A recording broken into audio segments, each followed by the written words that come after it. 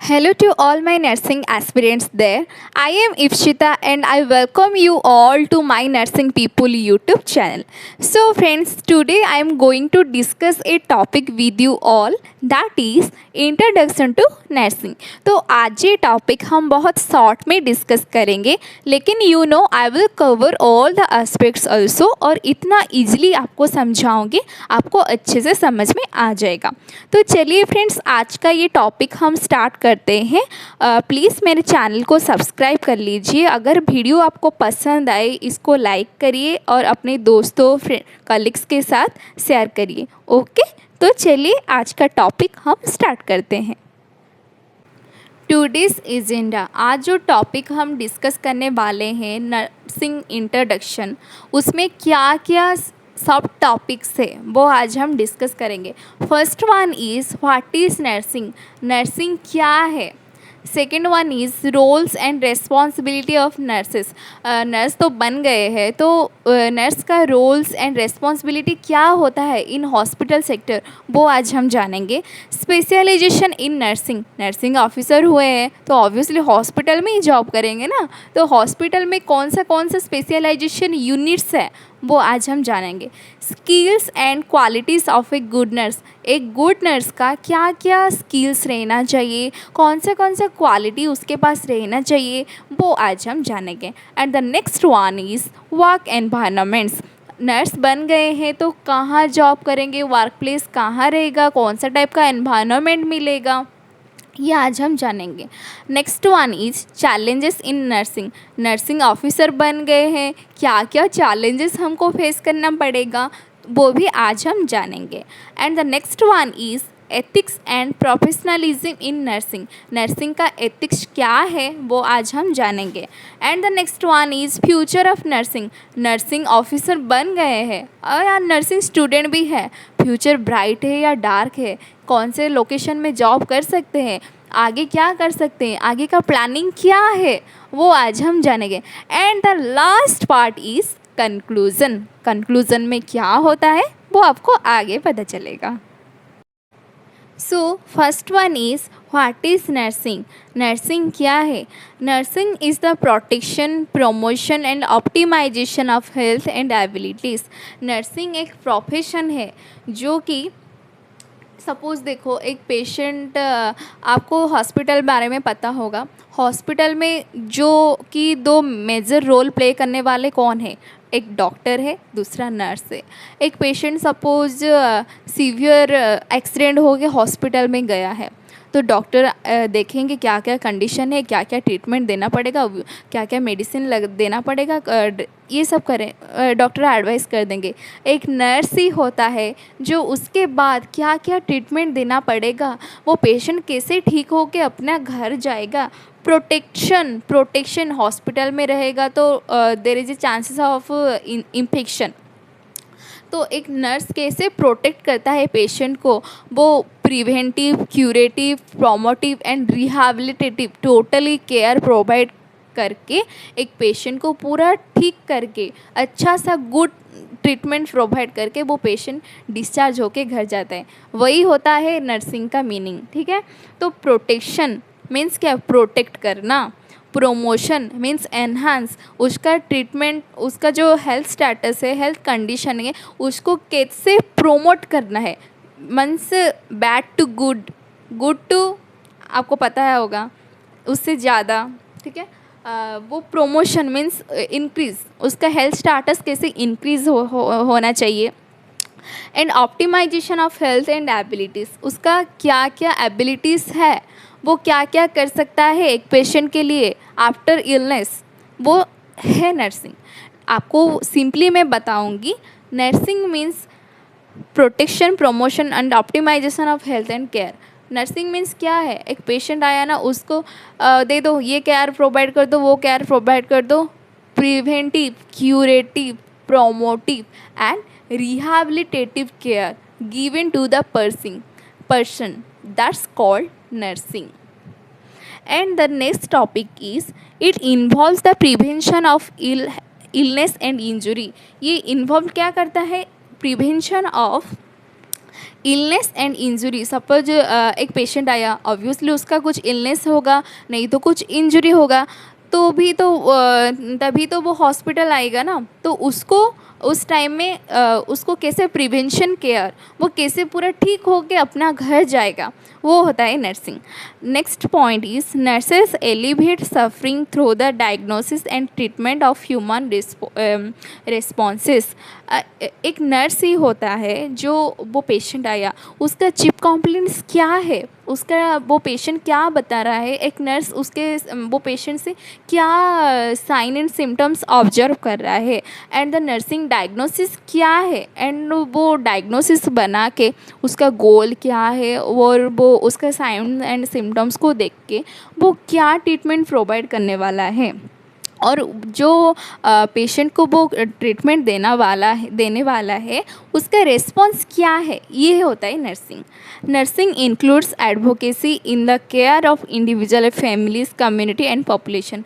Nursing के लिए ना, ये कम्युनिटी से आया पीपल है, ये अर्बन एरिया से आया है, ये रूरल एरिया से आया है, ये रिच फैमिली है, ये पुअर फैमिली है, ये कुछ भी मायने नहीं करता, ठीक है। एक नर्स है जो अपना केयर प्रोवाइड करता है in simplicity, holistic, sympathy manner towards the patient, okay. वो in community people also in rural, urban and क्या है फैमिली मेम्बर्स, सबको एक। So our next topic is roles and responsibility of nurses. एक nurses का क्या क्या रोल एंड रिस्पॉन्सिबिलिटी होता है, ठीक है।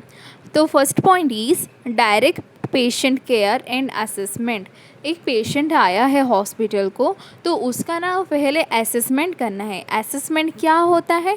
Head to toe assessment. Head to toe means head कैसा है, स्कैल्प कैसा है, हेयर कैसा है, okay. Head to toe all organ, all system in our anatomy, 11 systems are there, okay. तो in all systems are working good और not, ये सब कुछ चेक करना पड़ता है, इसको असेसमेंट कहते हैं। और हमारे जो 6 टेक्निक्स होता है असेसमेंट का, वो सब यूज करके हम असेसमेंट करेंगे। Then next point is administering medication and treatment. Means doctor ने प्रेस्क्राइब पेशेंट का ये कंडीशन है, डिजीज़ है, ये साइन एंड सिम्टम्स को देख के डॉक्टर ने मेडिकेशन प्रेस्क्राइब कर लिया है। हाँ, ये इंजेक्शन TDS है, ये BD है, ये इंट्रावेनस रूट में देना है, ये ओरली देना है, ये सबक्यूटेनियस देना है, ठीक है। वो रूट आपको पता होना चाहिए। वो मेडिकेशन प्रेस्क्रिप्शन आपको चेक करके फिर उसको मेडिकेशन देके ट्रीटमेंट स्टार्ट करना चाहिए। Then the third point is collaborating with other health care professionals. एक हॉस्पिटल में एक जन चाहेगा तो कुछ भी नहीं कर सकते। एक हॉस्पिटल में ना एक टीम मेंबर्स होते हैं हॉस्पिटल का। एक पेशेंट को अच्छे से गुड केयर प्रोवाइड करने के लिए सबके साथ ना कोऑपरेट होना चाहिए। जैसे लैब वाले के साथ, जैसे हमारे हॉस्पिटल में पैथोलॉजी होता है, एक नर्स जो भी सैंपल कलेक्ट करके क्या पैथोलॉजी में सेंड करेगा, तो पैथोलॉजी के साथ उसका कोलैबोरेशन रहना चाहिए कि सर मैंने आपको ये पेशेंट का सैंपल भेजा ही, इसका रिपोर्ट मुझे बताइए। फिर रिपोर्ट आएगा, फिर आपको डॉक्टर को इन्फॉर्म करना है। According to the report doctor treatment start करेगा, क्या क्या इन्फेक्शन है, क्या कौन सा मेडिकेशन स्टार्ट करेंगे, क्या बंद करेंगे, फिर से क्या टेस्ट करना पड़ेगा। तो ये क्या है ना, एक सर्कुलेटरी प्रोसेस होता है ये। तो हॉस्पिटल में फिर उसका शुगर बढ़ गया होगा, डायबिटिक पेशेंट है, तो फिर डाइटिशियन को इन्फॉर्म करो क्या डाइट देना है, डायबिटिक डाइट देना है या सॉफ्ट डाइट देना है या नॉर्मल डाइट देना है। ये सब एक चेन सिस्टम होता है, सर्कुलेटरी सिस्टम। तो एक पेशेंट को अगर अच्छे केयर प्रोवाइड करना चाहिए आपको, तो आपको सबके साथ ना एक कोलाबोरेशन, एक गुड सर्कल बनाना चाहिए, यही ये ठीक है। तो next is educating patient and their family members. हम जो भी प्रोसीजर पेशेंट के साथ करते हैं उसको हम बिफोर प्रोसीजर, आफ्टर प्रोसीजर क्या है, हम उसको अच्छे से समझाना चाहिए। वो पेशेंट को भी समझाना चाहिए, उसका फैमिली मेम्बर्स को भी समझाना चाहिए। जैसे कि पेशेंट आ गया है, असेसमेंट आपने ले लिया, फिर डॉक्टर ने बोला कि फटाक से कैनोला डालो सिस्टर, फिर उसका ये सैंपल भेजना है, viral markers, CBC, LFT, RFT etcetera.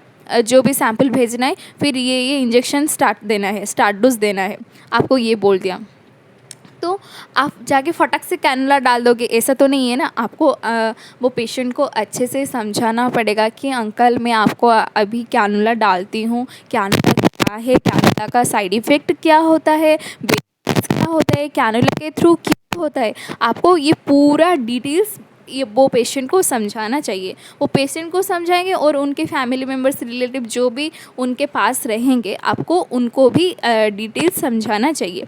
Uncle tension मत लो, एक ही प्रिक में ना हम कैनुला डालेंगे, कुछ प्रॉब्लम नहीं होगा, हम ट्राई करेंगे हमारा बेस्ट देने के लिए, ठीक है। ये बिफोर प्रोसीजर, आफ्टर प्रोसीजर, जो भी आप करते हैं, anything you can do, you have to explain, okay, and provide suitable health education to the patient and their family members. And the last point is advocating for patient and rights and needs. Patient hospital में आया है, उसका क्या क्या rights है, किस किस के लिए वो मुंह खोलना चाहेगा, मतलब उसको अच्छी तरह से उसका जो नीडेड है, उसका जो ट्रीटमेंट है, उसको अच्छी तरह से मिलता है कि नहीं, उसका जो रिक्वायरमेंट है उसको अच्छी तरह से मिल रहा है कि नहीं, उसका जो नीडेड है वो फुलफिल हो रहा है कि नहीं, ये सब आपको देखना पड़ेगा। पेशेंट एडमिशन आया, एडमिशन से लेके डिस्चार्ज तक उसका क्या क्या सब प्रॉब्लम हो रहा है, उसको क्या क्या प्रॉब्लम वो फेस कर रहा है, वो सब कुछ आपको एक एडवोकेट के तरह डील करना पड़ेगा पेशेंट के साथ और उसका फैमिली मेम्बर्स के साथ भी, ठीक है। ये सब राइट्स, उसका राइट्स क्या है, आपको वो उसको एक्सप्लेन करना पड़ेगा। अंकल आपका ये राइट्स है, आप ये चीज़ के लिए आप मुंह खोल सकते हो, आपको ये ज़रूरत है, आपको ये मिलना चाहिए। एक नर्स का एक दूसरा रोल मैं बताती हूँ, एडवोकेट होके वो पेशेंट के साथ डील करेगा। ये So our next topic is skills and qualities of a good nurse. एक गुड नर्स का क्या क्या स्किल रहना चाहिए और क्या क्या उसका क्वालिटीज़ है, वो आज हम जानेंगे। First point is clinical skills. Clinical skills क्या है? Proficiency in medical procedures and patient care. आप क्लिनिकल सेक्टर में काम कर रहे हो, like our hospital is a clinical sector.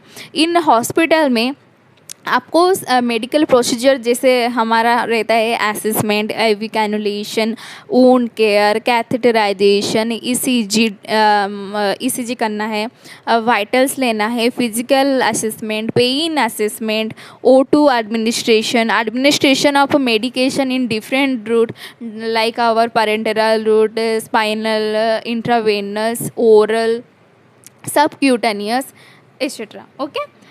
ये सब आपको मेडिकल प्रोसीजर आपको जानना पड़ेगा।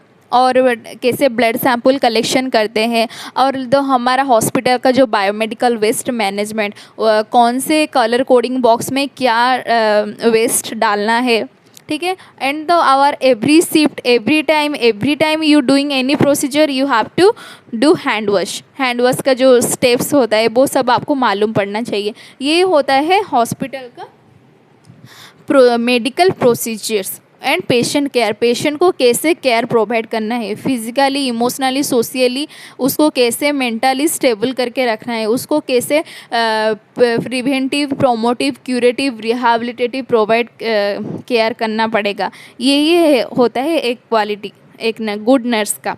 कम्युनिकेशन मीन्स क्या है? Clear and compassionate communication with patient and team members.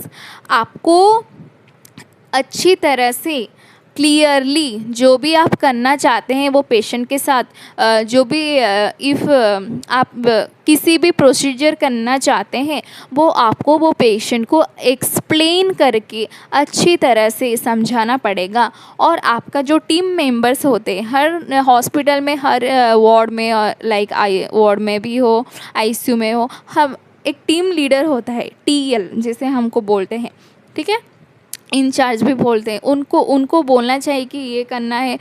हम सबके साथ ना एक सर्कल होता है, सबके साथ एक good communication, good way maintain करना पड़ता है कम्युनिकेशन का, ठीक है। Then third point is critical thinking, ability to make quick effective decision.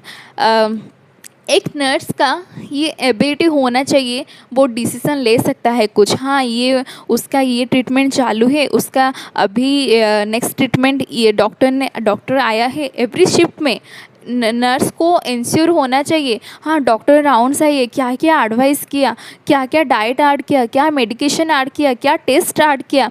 Nurse को ना नर्स के अंदर ये एबिलिटी होना चाहिए कि उसको पता चल जाएगा डॉक्टर क्या लिखा है, क्या करना पड़ेगा, उसको जैसे फटक से समझ में आ जाएगा और वो फटक से वो काम कर देगा।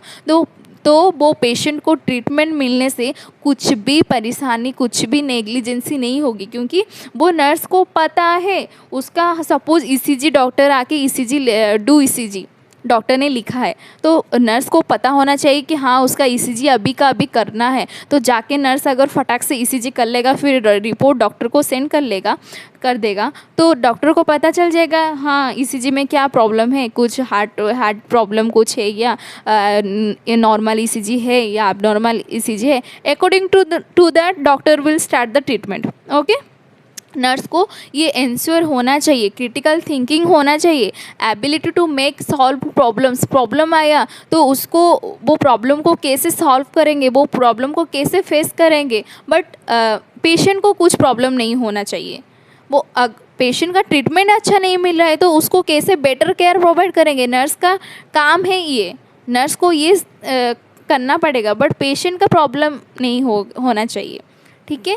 इम्पाथी, understanding and sharing the feelings of patient. एक नर्स ही होता है जो 24 आवर एक पेशेंट के साथ रहता है। ठीक है। तो हॉस्पिटल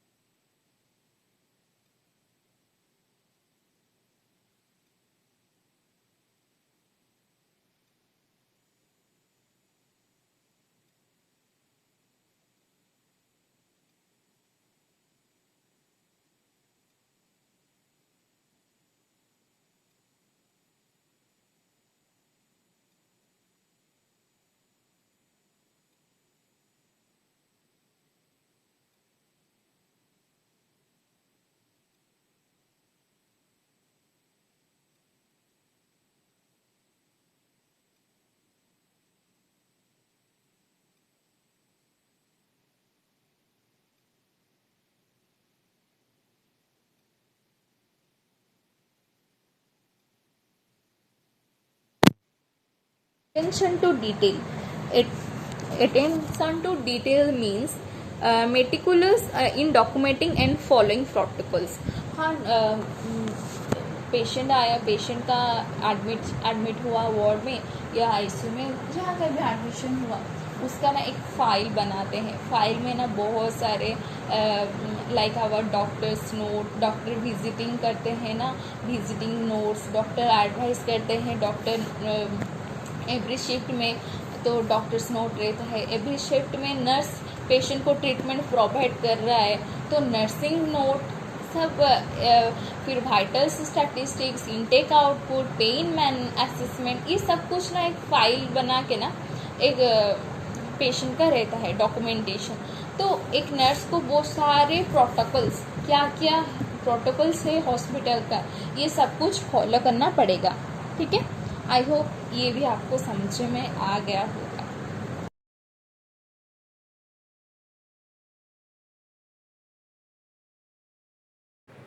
So our next सब topic is work environments. Work environments क्या है, एक नर्स का वर्क एनवायरनमेंट क्या है, वो कौन सी जगह पे वो काम कर सकता है।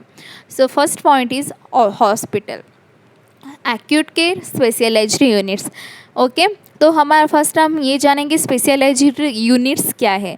Like our NICU, neonatal intensive care unit, OPICU, specialized intensive care unit for children, and hospital may have separate ICU for different kinds of patient, such as those who have head surgery patient, then surgical ICU, serious injury patient, then trauma ICU, stroke patient को stroke हुआ है, then neurological ICU, severe heart attack हुआ है तो cardiac ICU और OT, ये सब कुछ ना हमारा हॉस्पिटल का एक स्पेशलाइज्ड यूनिट्स होता है, ठीक है। एक्यूट केयर उसको जो केयर जैसे हमारा वार्ड में उसको जो ट्रीटमेंट मिल रहा है एक्यूट केयर, उसको जो इलनेस हो के वो आया है उसको एक्यूट मीन्स क्या, short term care, provide care treatment, provide care and treatment to the patient is called acute care।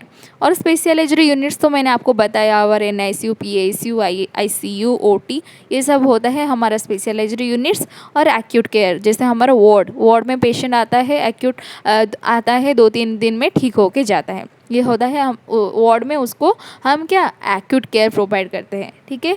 Hospital का हो गया। देन आया our next point is clinic में क्या होता है, आउट क्लिनिक में तो ऑब्वियसली पेशेंट OPD बेसिस में ही आएगा, इन हॉस्पिटल में OPD बेसिस में आएगा। IPD means in patient department, means patient आया तो स्टे होके वो हॉस्पिटल में रहेगा तो उसको IPD कहते हैं। OPD मीन्स आया चेकअप करके चला गया, ठीक है। तो इन क्लिनिक में out patient care, routine checkup, patient आता है रूटीन चेकअप के लिए आउट पेशेंट डिपार्टमेंट में OPD में आते, वो ही उसका चेकअप है, उसका एक नर्स का वहाँ का रोल क्या है। अगर पेशेंट आया OPD बेसिस में, उसका वाइटल्स लेना, उसका असेसमेंट करना, हेड टू टो असेसमेंट करना, उसका रूटीन चेकअप करना, like our diabetic, sugar, hypertension, any other illness like our asthma, hypothyroid और हाइपरथायराइडिज्म, ये सब कुछ देखना पड़ता है, रूटीन चेकअप, ठीक है। And then third point is community health center, CHC, okay, public health focus. CHC में क्या होता है, secondary level of care, like our vaccination देना पड़ता है, provided first aid care means first level of care. एक पेशेंट सीवियर एक्सीडेंट हो गया है, उसको इमरजेंसी क्या चाहिए, फर्स्ट एड की ट्रीटमेंट देना चाहिए। देन आपको वो PSC और नियरेस्ट कोई हॉस्पिटल को रेफ़र करना चाहते पड़ेगा। फिर prevention and control of endemic diseases, collection of vital statistics of an area, आपका आप जो हॉस्पिटल मतलब जो एंड जो हमारा जो community health nurse always oversee the health and wellbeing of individual and group of in their community.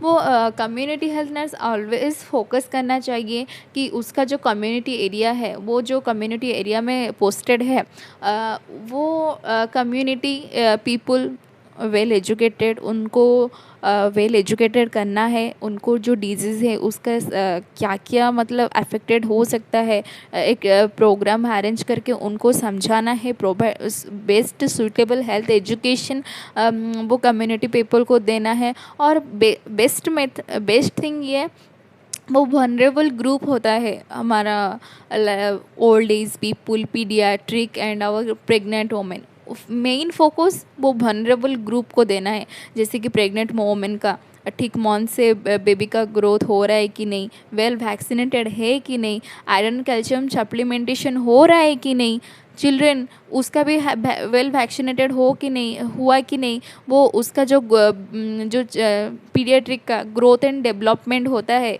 According to the as, वो हो रहा है कि नहीं, BMI बॉडी मास इंडेक्स, ये सब ठीक हो रहा है कि नहीं according to the age group, ये सब कुछ चेक करना पड़ेगा, ठीक है। यही है हमारा work environments.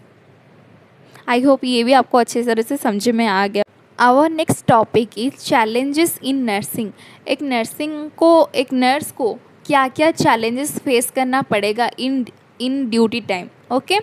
High stress situation, managing emergency and critical condition, वो नर्स को ना हमेशा हमेशा अलर्ट रहना पड़ेगा। कोई इमरजेंसी सिचुएशन, क्रिटिकल सिचुएशन को कैसे हैंडल करते हैं। एक पेशेंट नॉर्मल है, फिर वो एक टाइम सडन क्रिटिकल कंडीशन में चला गया है, उसको उस टाइम कैसे हैंडल करना है, उसको क्या ट्रीटमेंट देना है, वो उस टाइम वो पेशेंट का सिचुएशन को कैसे नॉर्मल को लाना है, ये सब कुछ उसको जानना पड़ेगा। उसका वो ये क्या है ना, चैलेंजिंग पीरियड हो रहता है, क्योंकि वो एक पेशेंट को अच्छी तरह से देख रही होगी, फटाक से उसका सपोज मैं आपको एग्जांपल देती हूँ। एक पेशेंट का, हमारा जो डायबिटिक है एक पेशेंट, उसका शुगर आप चेक कर रहे हैं तो 100 170 180 ऐसे आ रहा है। फटाक से 2 दिन के बाद फिर उसका शुगर आ जाएगा आपको 500 700 600। आप क्या करेंगे उस टाइम?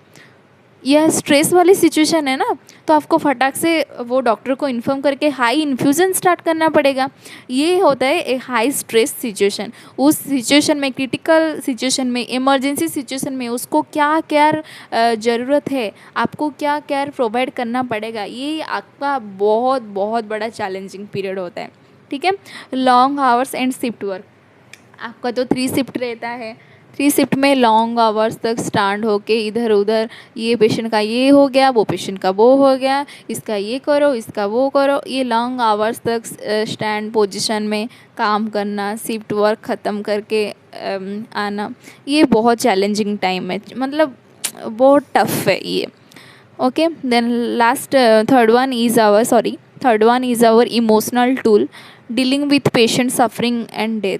वो तो बहुत पेनफुल का टाइम है, क्योंकि वो पेशेंट का सपोज़ डेथ हो गया है, उसको कैसे उसके साथ डील करेंगे, उसका बॉडी कैसे रैप करेंगे, उसका फैमिली मेम्बर को कैसे बोलेंगे कि आपका पेशेंट का डेथ हो गया है, वो फैमिली मेम्बर का हालत उस टाइम क्या हुआ होगा, वो फैमिली मेम्बर को कैसे उनके साथ कोऑपरेट करेंगे, उनके साथ कैसे कम्युनिकेशन करेंगे। ये यार बहुत, मैं बोलती हूँ तो ये तो मेरे मतलब मैं ये बोल भी नहीं पा रही हूँ, ये बहुत चैलेंजिंग पीरियड है। मतलब उस टाइम खुद को इमोशनली कंट्रोल करके खुद का इमोशन को बाहर ना आने देने के लिए, ना आने देने के बाद भी एक नर्स वो स्ट्रॉन्ग होके वो पेशेंट के साथ और पेशेंट तो नहीं हो गए, छोड़ दो, पेशेंट के रिलेटिव्स के साथ कम्युनिकेट कर रही है। ये एक बहुत चैलेंजिंग पीरियड, मतलब चैलेंजिंग टाइम है, मैं आपको बोलूँगी। और next last hour coping strategy, कैसे कोपिंग स्ट्रेटजी उसको फुलफ़िल करना है। Mindfulness for support, self care. दिन रात वो पेशेंट को देखेगा, उसका खुद का ख्याल कौन रखेगा? उसको भी तो पीस चाहिए, उसको भी तो सपोर्ट चाहिए, उसका भी तो सेल्फ केयर उसको लेना चाहिए ना। तो मैं ये बोलूँगी challenges in nursing, it's okay, it is very tough, but emotional tool मैंने आपको जो बताया, dealing with patient suffering and after death होने के बाद जो डील करते हैं ना वो फैमिली मेम्बर के साथ, वो बहुत टफ है। मैं ये आपको यही बोलूँगी। आई होप आपको ये अच्छी तरह से समझ में आ गया होगा चैलेंजेस इन नर्सिंग। तो जाते हैं, हमारा नेक्स्ट सब टॉपिक क्या है।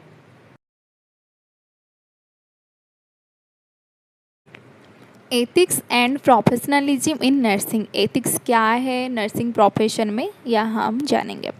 Adhering to ethical principles, autonomy, beneficence, non maleficence and justice, ये हमारा नर्सिंग का ना एथिक्स है। Then our next is privacy, maintaining patient confidential and privacy. Patient का प्राइवेसी मेंटेन करना आपका ये काम है। वो पेशेंट का क्या डिजीज़ है, उसका क्या ट्रीटमेंट चल रहा है, वो आप किसी अदर पेशेंट को जाके नहीं बता सकते। आपको वो प्राइवेसी मेंटेन करना पड़ेगा। वो सपोज आपको कुछ बात उसका खुद का आपको बताया होगा, उसका आपको बताया है उसका पर्सनल थिंग कुछ, आपको वो सब कुछ ना प्राइवेसी मेंटेन करके रखना। फ्यूचर ऑफ नर्सिंग, नर्सिंग का फ्यूचर क्या क्या है, नर्सिंग के हो फ्यूचर में क्या क्या बन सकते हो, क्या क्या कर सकते हो। ठीक है, तो first one is technological advancement, telehealth, electronic health records आप इलेक्ट्रॉनिक में हेल्थ रिकॉर्ड बना सकते हैं, टेली हेल्थ रिकॉर्ड में काम कर सकते हैं, ठीक है। एवॉल्विंग रोल्स, नर्स प्रैक्टिशनर, आप हॉस्पिटल में काम करते हो तो नर्स प्रैक्टिशनर हो सकते हो, नर्स एजुकेटर, ट्रेनिंग नर्स, जो हॉस्पिटल में न्यू जॉइनिंग इंडक्शन बैच, उन लोगों को आप एजुकेशन प्रोवाइड कर सकते हो, उसको हम बोलते हैं नर्स एजुकेटर। नर्स रिसर्च कर सकते हो, एनी डिजीज़ को लेके रिसर्च कर सकते हैं। Then our third point is increased demand. Day by day तो ऑब्वियसली डॉक्टर नर्स का डिमांड बढ़ता जा रहा है, क्योंकि एजिंग पॉपुलेशन बढ़ रहे हैं, डिजीज़ बढ़ रहा है। क्या है वो? Ageing population, chronic disease management. Day by day population बढ़ रहा है, डिजीज़ रेट बढ़ रहा है, मोर्टेलिटी रेट बढ़ रहा है, मॉर्बिडिटी रेट बढ़ रहा है, तो नर्स का डिमांड बढ़ता ही जा रहा है डे बाय डे, ठीक है। Then our last is holistic nursing approach. Holistic nursing approach क्या है? Focus on holistic care and wellness, emphasizing the importance of treating the whole person, mind, body and spirit to promote optimal health and well-being. Okay, focus on holistic care, कैसे वो patient को totally holistic care in simplicity, sympathy manner, उसको कैसे care provide कर सकते हैं। Importance of treating, importance why you given treatment to the patient, whole person, mind, body, spirit, उसका soul क्या चाहता है, उसका माइंड क्या चाहता है, बॉडी क्या चाहता है, उसको कैसे ट्रीटमेंट देना चाहिए, उसको कैसे उसका जो डिजीज कंडीशन है उसको कैसे वहाँ से निकालना चाहिए, प्रोमोटिव केयर, रिहेबिलिटिव केयर कैसे देना है, ठीक है। Health and wellbeing, illness people, ऐसे। And our last part is our conclusion, ठीक है। In our conclusion, first point is nursing is a diverse and vital profession. Nursing एक डाइवर्स वाइटल प्रोफेशन है। Nursing profession is involving with advancement in medical technology and practice. Nurse make significant contribution to health and well-being. There are numerous opportunity to for career growth and specialization. बहुत सारा opportunity है career growth करने के लिए। In the last point is our embrace the diverse opportunities within nursing. Pursue your passion and commit to lifelong learning to make a meaningful impact in healthcare. Thank you so much for watching this video. Hope you like to watching our video. If you have any questions, do comment in the comment box. Stay tuned for next video.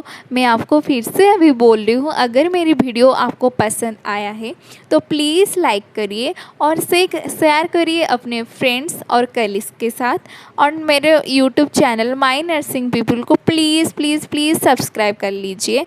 My YouTube family, मिलते हैं फिर next video में। Bye.